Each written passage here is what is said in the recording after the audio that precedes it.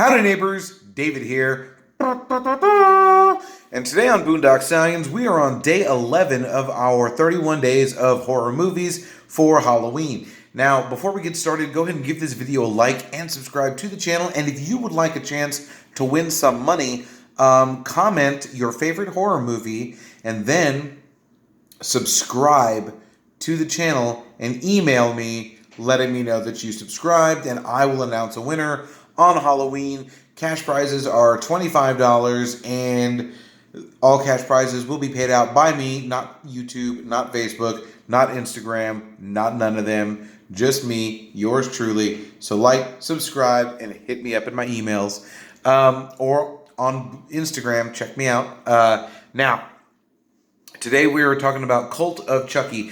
Cult of Chucky is another one that went straight to DVD, and you know what? I'm going to say this.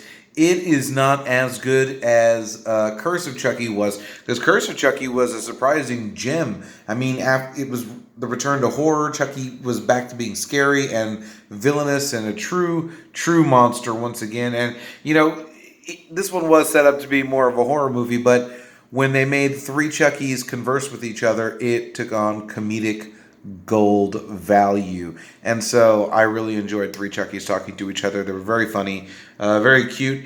I like that this movie, once again, doesn't contradict or change any of the story from the previous movies. It continues to world build and, keeping up with their dislike of the voodoo thing. They kept up with voodooForDummies.com to give Chucky a new spell to multiply himself and give him this Horcrux like duplication or breaking a soul into multiple pieces. And in this movie, not only does he get to take on multiple dolls, but he finally gets out of the doll completely and takes on human form by possessing Nika from Curse of Chucky, and actually making a bit of a gender swap from being Charles Lee Ray dude to Charles Lee Ray chick. And so, like, will she still be Charles Lee Ray, or is she going to go by Chucky? I mean, Chucky just seems to work. And I know that it's going to carry on into the Chucky TV series, as Fiona Dourif has been listed as Nika/Chucky in the series. And once again, the show does tend to pick up immediately, or at least sometime after Cult of Chucky. Now, I really enjoyed not the whole movie, but a lot of the things in the movie. I love that Chucky's in a mental institution, and he makes a reference to One Flew Over the Cuckoo's Nest, which was Brad Dourif's first movie. You know, check that movie out if you haven't seen it. It's funny, it's serious, it's just so good. And he's interacting with people in a mental institution, and I think it's very funny that some of them are schizophrenics and don't know that. And it's not funny that they're schizophrenics. It's funny that they're in a situation with the doll who is alive, and nobody would ever believe them anyways if they did say that the doll was walking and talking and killing people. It's absurd, and I really like the humor in that. Very dark humor.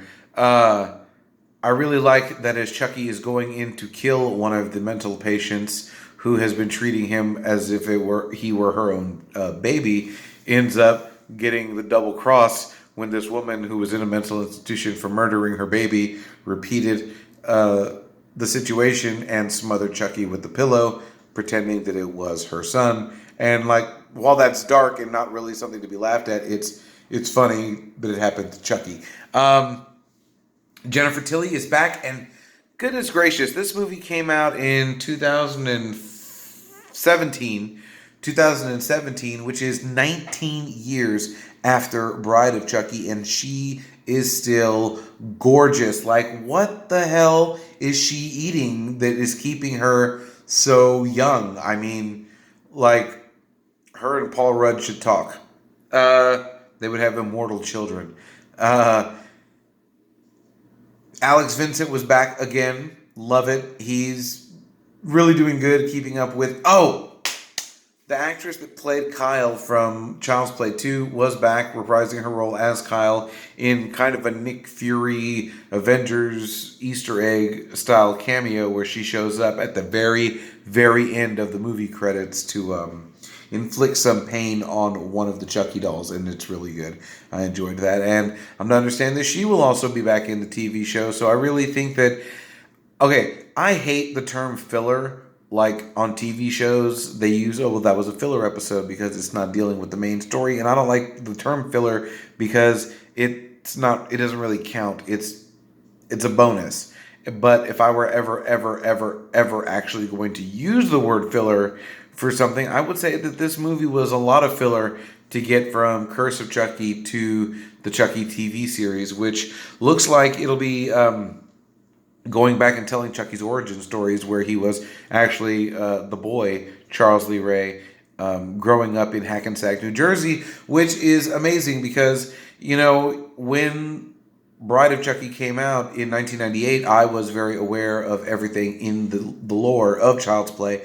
And so I always wondered why Charles Lee Ray's body was buried in Hackensack, New Jersey when he was gunned down in a Chicago toy store. And then I just assumed that Charles Lee Ray was from Hackensack, New Jersey, and that's probably why his remains were put there, but it was never actually said. And then you find out that they're going back to tell Chucky's origin stories in it set in Hackensack, New Jersey. So I really, really love the consistency there and the way things just play out later on. And I would really like to know if